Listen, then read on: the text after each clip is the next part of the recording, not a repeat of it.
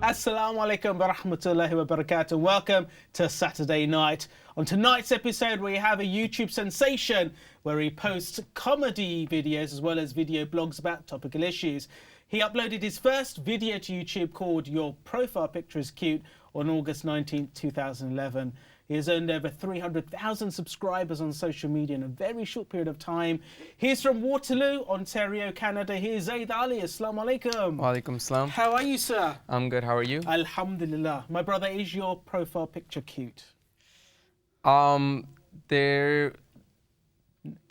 It's just a yes or no. Oh, just a yes or no. I would say at that time when I posted the video, Yeah. no, but now it is. Alhamdulillah. Alhamdulillah. Yeah. Well, at least your mother thinks so, right? Yeah. Good, good. Fair enough. Brother, in a very short space of time, over 300,000 followers, over 3 million, I believe, Yeah, likes 3 million on likes, yeah. Facebook as well. In a fairly short period of time. Where did it all start? What prompted you to want to put videos out on YouTube? Well, basically, I was in gym class one day, and my friend, he came up to me and he told me that he's starting a YouTube channel. And ever since I was young, I always wanted to make YouTube channel. I wanted to make a YouTube channel, and I wanted to express myself. I wanted to express my thoughts because I thought I was a funny person. So that day when he told me that he's starting a YouTube channel, I asked him if I could collaborate with him, if we could make a video together, because he was like the popular kid in school. So I thought that this would be a, I thought this would be a good way to start the entire YouTube thing. And that day he told me that he won't be able to make a video with me because I wasn't cool enough, I guess. Or was it you weren't funny enough? You're hoping it's the cool bit, yeah, right? let's just hope it was the cool bit for now. Yeah, so he told me that we wouldn't be able to make that video, so I was really upset that day. So I went home and I made my first video called Why I Hate Facebook. That was the initial first video, but it's deleted now. No one knows about it. What made you pick that topic? It was the most common thing. It's because everyone was on Facebook, and I wanted to make a video about something that's relevant at the time. And so I made my first video called Why I Hate Facebook. And that was my first video ever. And it was, now when I look back at it, it was the worst thing I've ever made in my life. And I'll talk about that later too. Absolutely. Well, how was it? How did you feel when you made that first video? Was it very, you said it for you as perhaps a personal disaster, but what made you carry on? It's because apparently people found it funny. When I watched it myself, I didn't find it funny. I thought it was horrible, but I posted it either way. And then people were starting to laugh. People were starting to share the video. So I thought, oh, okay, I should keep continuing. And also one of my main initiatives was also because I wanted to beat my friend now, because now we're at a competition because he turned me down to be on his channel. Yeah. So now it's like a little war going on on who can get more subscribers in a faster period of time. So that What type of material was he putting out? he was more of like a rapper slash comedian. So it was like rap music videos and some comedy sketches here and there. What did your family make of it? Because I'm sure that there was a career path set for you by your family. There must have been a career in mind. What was that? My dad initially wanted me to become an engineer like he is, but unfortunately things didn't work out. I was more smart towards, I wouldn't consider myself academically that smart as I thought I was. In early years, I was one of the top kids in my school, but as time went by, I guess that just went down the drain. Do you think you're a bit more creative than perhaps academic? Yeah, definitely. I think my academic side is a bit weak. I still need to work on it a lot. So this was the career path that I wanted to choose. I wanted to go into like video making. I wanted to like change everything around. My parents weren't happy with it, but slowly they became more welcoming to it, and things changed. So did they know when you made that first video? Did you say, "Hey, mum and dad, No, look, I've got this first one. Take a look," or were you kind of nervous? That was a video I couldn't show my parents because of the vulgar language it had in it. Because it was a horrible video. I'm telling you, it was a horrible video. Should I tell you the story? So, when I first started making YouTube videos, right, my videos literally was considered like very, very, very vulgar. It would one of the videos had the F word in it like 85 times in a short span of 3 minutes. and it was just me raging at the camera, me looking at the camera, just raging, and that's all I did. And the thing is, like I told you, people found me funny, and that's what motivated me to keep going. But at that point, I knew that something was wrong, and there was something inside me that just didn't feel right at the point. But I kept going because, you know, I wanted to impress the people, because when you get blinded by this stuff, you don't notice anything else but to impress the people that are watching your videos. So I kept going, until it came time to a day that I went back to Pakistan, and my cousin, she had a talk with me, and this was one of the most deep and intellectual talks I've ever had in my life. So what did she say to you? she said, she called me to the room. She wanted to talk to me very privately. So she looked at me and she's like, Zed, you know how you make all these YouTube videos, right? And you swear and you do all this stuff. You just need to remember that every time you swear, and every person who hears you swear and all the vulgarity that you use in your videos, you get all the sins for those. And these people, they love you today, but on the day of judgment, they'll turn their backs on you, and they won't have the same amount of love for you that they show you today. So you need to reevaluate yourself. You need to start thinking smarter. You need to change yourself. And that day, you know, like those days that you have in your life that you think, oh my God, I'm gonna go to hell. Like, you know, when you're young and you think you've done something so bad that you're gonna go to hell and you can't repent for it. That's what I was going through at the time being. So I quickly went to the washroom, I did wudu, I prayed Fajr, and this is the first time in my life, I promise, first time while I was praying, I was crying. I was crying and I was asking for forgiveness, because that's when I realized that everything that I've been doing was wrong. So the main message to take away from this whole thing that I always tell people is whenever you give up something in the path of Allah, He replaces it with something 10 times better. And at that point, I was getting 30,000 views maximum, and now I'm at 3 million views. So it's like 100 times more now. I mean, she's clearly a special cousin. We'll be making dua for her. And appreciate your honesty as well, because to come on in an interview and talk about what you used to do, but the great thing is talk about how you change and why you change is phenomenal. But that's a great example of how, when you did something to please Allah subhanahu wa ta'ala, not the people, the success came. What, did you expect that level of success though, from, as you said, 30,000 YouTube follows to, you know, on Facebook over 3 million likes and several 100,000 on... To be honest, at first I just went with my gut. I'm like, you know what? It actually started to feel right at once, even though in the beginning there wasn't as much viewers anymore, because now my videos weren't swearing anymore. It was all clean. The first video that I deleted all my swearing videos at that point. I literally risked my entire YouTube career at that point, because I literally deleted everything. And then I started making a little bit more Islamic, a little bit more videos that are clean but still comedy. And at first people were like, what is he doing? He's such a hypocrite. One day he makes a video on swearing, the next day he's talking about Islam. What is he doing? And then I was getting all this like controversy around me. People can change, right? Yeah, Surely. but when you first change, people aren't as accepting until you show them that this is the path that you've chosen. Perhaps they don't trust it. Yep. So it took me a while to build the trust, and slowly it started to go. It started to grow much faster, and I'm here at a much better state now. Absolutely. Now, in terms of the content and I suppose the material, when you think of all these topics, or you want to do a video, what's your thought process? What goes into deciding what you're going to be putting onto YouTube? Well, my number one thing is I always want to make content that literally every single person can relate to.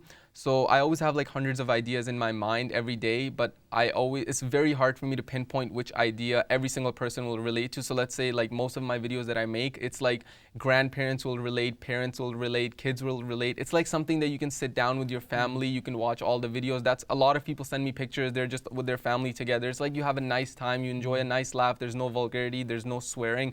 It's just, you know, something that just gives off a good vibe as well. So it's mostly about making videos that everyone can relate to, such as like one of the videos that I made was when you get your report card. It was white parents versus brown parents. Report card for us would be your school report. Good job, Billy. Science D. Ooh, that's okay. That's pretty good. Chemistry B+. English B+. Yeah, and it's like when the white kid got like B+, the parents are like, good job, Billy. I'm so proud of you. And then when it's the brown kid who got a B+, it's like the dad just went crazy. He was like, it was more of like a desi joke. Yeah. So it was like the dad was like, you know, B is for bagairat, you're a bagairat. B is for bheek. Ab tum puri zindagi logon se bheek mangte rahoge.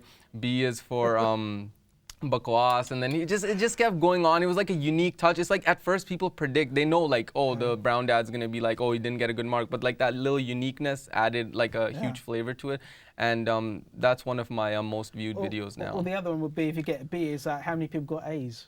So, Yeah. and you're asked to name the people. You well, so and so got an A. Well, so you didn't do that well then, did you? Yeah. That's and always a huge problem as well. Yeah. B is for bakwas. अब तू अपनी बकवास बंद कर ले क्योंकि तुझे बहुत मार पड़ने वाली है. But I suppose it's kind of natural in it because it's striving for excellence. I think our parents' generation, they really struggled when when they arrived in Canada or America or the UK, Europe. They had something to prove, and they really worked extremely hard to get where they were. And I suppose they just want to see the best for us. Perhaps they don't express it maybe in the right way. That's true, yeah. Which has been your, I suppose, a topic that for you has been a personal favorite? A video that I made on the topic of rape. I feel like my mom always tells me, and I love her for this, she always tells me that whenever you have a big name, whenever you're known for something, regardless of how much fame something is giving you, always put a good message behind something and always make a change in the world. So I made a video about rape. So basically it was like a quick scenario of these 4 guys. They're like, those like wannabe gangster guys who are always outside at night picking on girls, trying to hit on girls.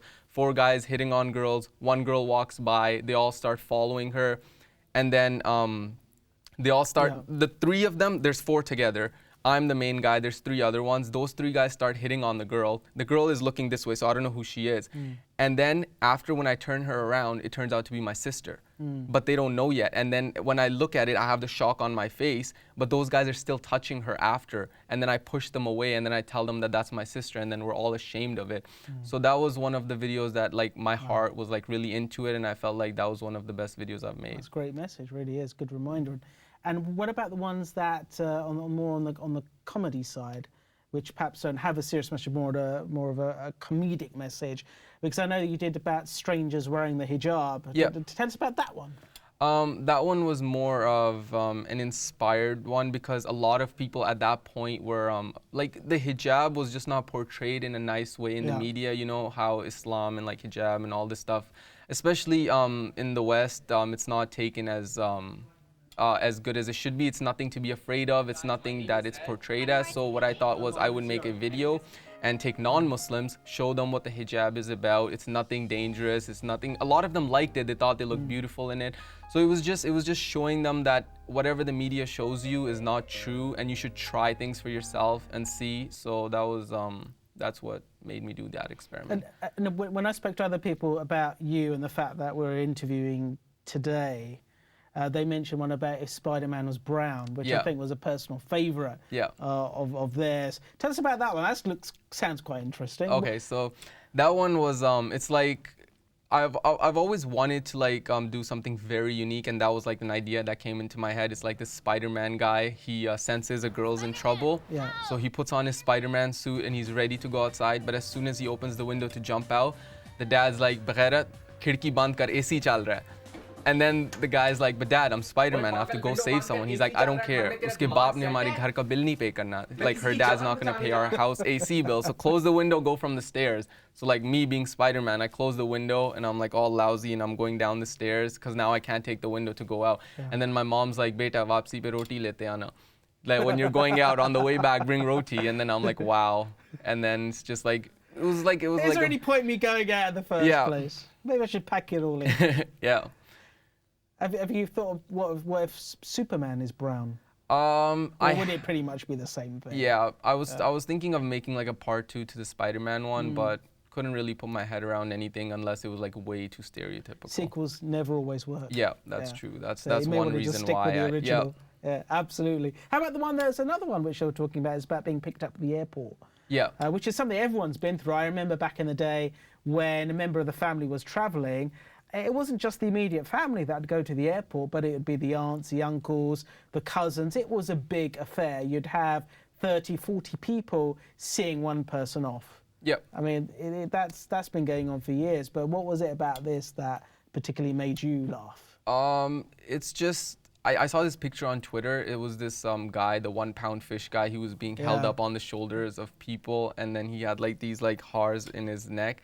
And I don't know, it just made me laugh a lot. And I thought that like, for a brown person, that's like a moment that you can feel like a celebrity when Yeah. you're at the airport. So I was like, okay, you know what? This is something everyone's been through. It's a relatable video. Why not make it and try it? When I was shooting the video, a lot of people were excited, but the fact that when I brought the haars in, that's where like everyone lost it and they started laughing, and it was a pretty good experience to make that video. How have your family now reacted since the success has, well, you know, the popularity of the videos has really taken off? What have they now had to say about it? Are they happy with what you're doing? I'm sure they are proud of you, but you know, are they still saying, well, son, look, you need to get a serious job? You know, is that something that they're Well, my dad always whispering in your tells me, he's like, regardless of how famous you get, regardless of making $10 million a year, $100 million a year, you're not dropping out of university. You're Yeah. keeping your education. You're finishing that education. And then it's your life. Do what you want. But please just finish your degree. That's my dad's thoughts on it. My mom's chill. She's like, do whatever you want, you know? Well, if you turn around to your dad and say, well, if I'm paying the bills, then surely, right, you could Yeah. use a reverse argument, right? Yeah, but Take over the mortgage, take over the bills. that's true, but I guess sometimes even if your parents are wrong, it's better to, regardless if they're right or wrong, that's not in our hands. It's just whatever they tell you, it's better to listen to them sometimes. Yeah, of course, yeah, And, absolutely. regard- And they do talk sense. You know, they Yeah. know they've got the benefit of a life experience, which we don't necessarily have a great deal of, right? Yeah, and my mom always tells me, regardless if the parents are right or wrong, if you just listen to what they say, even if it's Absolutely. wrong, it'll always turn out to be right for you in the end. And the other thing, we have to also take advantage of our parents while we have them as well. Make sure that we spend time listening to them, because they are a real font of information, and they Definitely. can really help because they only want the best for us, Yeah. right? So your siblings, you've got brothers and sisters? Yeah, older brother, younger sister. And how have they taken to this? Are they saying, well, Zaid, can we feature in your next one? Are they My trying to jump brother on is the not a big bandwagon? fan. He's just okay Oh, with it. He's My not a li- big fan? No. Oh. He's just cool about it. You know, he doesn't want to feature. My brother's like Yeah. the more smart. Like, he's the kid that my parents wanted. He's like the very Oh, no, smart. no, don't say that. He- Oh, no, well, clearly like- they wanted you because they still clothe and feed you. Fair right? enough. Which, you know, that's a good point. Well, what does he do? He's a software engineer at Microsoft. So they must be proud of that, Yeah. right? That's, yeah. Yeah. About his sister, younger, older? Younger. Younger. What She's does in she do? Pakistan right now studying. Okay. She tells me like she's proud because like her class, like most Yeah. of the kids in her class are like my fans, and she's like the celebrity in the class now because she's my sister. So Yeah. that's something really good. Yeah. So she's more of like the fan Yeah. in the family, Okay. and then my brother is just like the. Did you just buy something for a member of your family recently? Yeah, the car. Yeah. Tell us about that. What happened? Basically, it was my dad's dream to always buy a Mercedes. Yeah. So what I thought was, at that point I didn't have much money, but Yeah. I always wanted to make a difference in his life. Yeah. So I went out. I took some of my YouTube money out. I took some of my university tuition money out, and wow. putting it all together, I got and there's a huge message towards this too that I want to say. At that point, when I had absolutely nothing, and this was literally about a year ago. At that point, I literally had nothing, and I bought my dad that car. And now, like, alhamdulillah, I'm so happy and I'm so blessed that I'm going to be getting a car which is a level higher than that even. And it's all because, like, it's just that all that's came back towards, like, Yeah. at first I didn't do this because I wanted something in return, you know. I just wanted to do something that's like, something that's good for my parents, something that'll like leave a good impression on him. And then now it's like all this stuff that's coming back to me, like now I can even get like a car that's even better. So it's like when you spend money for your parents, when you do something good in life, you always get returned with something better. Inshallah.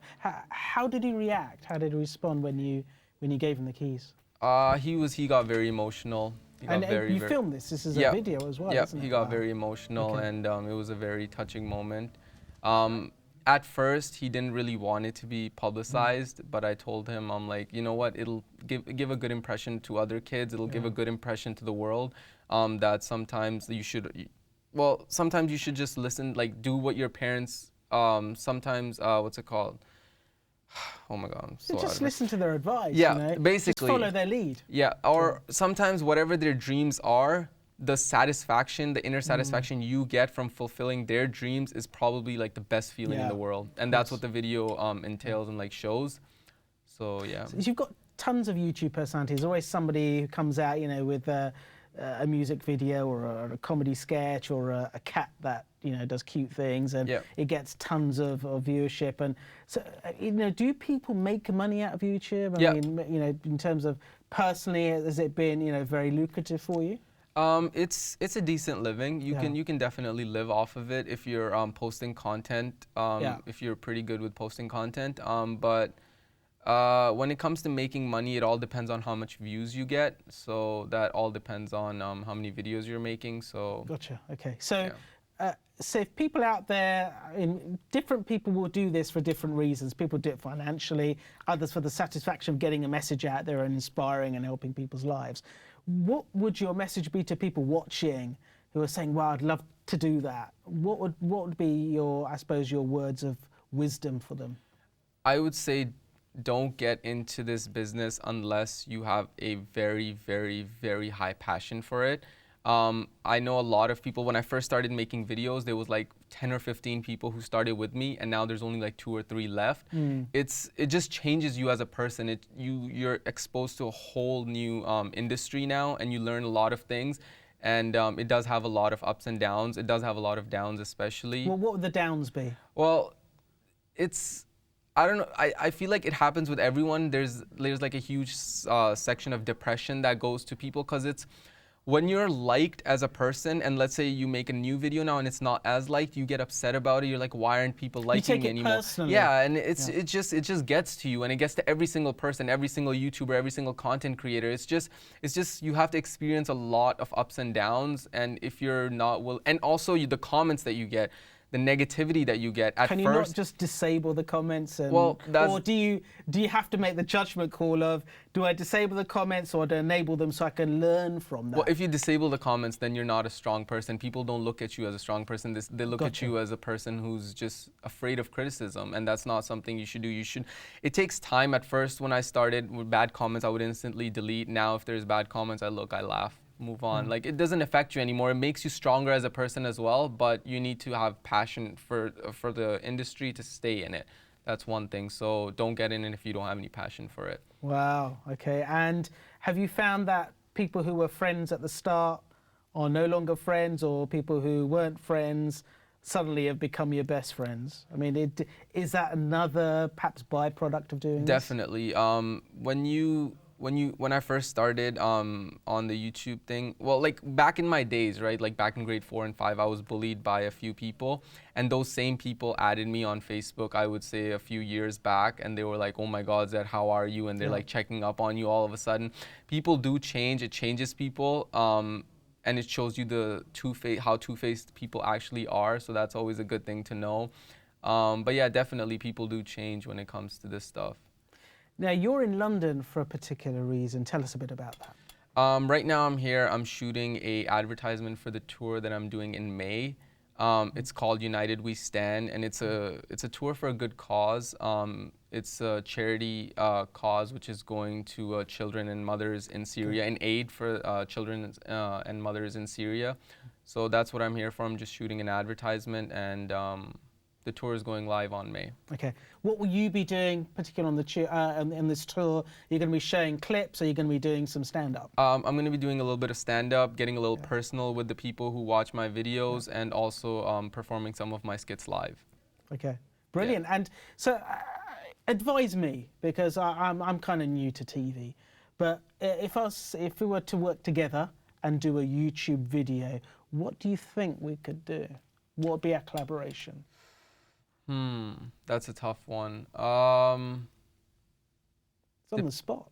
Yeah, I mean, you could probably play as my dad, and we could do a. Dude, really? Really? You had to go down that road? I've been so nice to you. I've opened my doors to you. You've come in as my guest, and I'm gonna play your dad. Really? Well, I guess that's the only way it could work as a collaboration, right? You could be the Desi dad. Okay, that's it. So what could we do then? What would be the subject? What would I say to you as your father in it? Oh, that's a tough one. I guess we could probably reenact the video of how is when you're driving alone and then when you're driving with your dad. Okay. And then you could be the We dad. can do that. We're going to shake on that. Yep. Are we going to do this? Yep. I think we can do this. This is brilliant. This is the first. We have a collaboration with Zaid Ali, and I'm going to play his father. It's better than playing his sister, I suppose.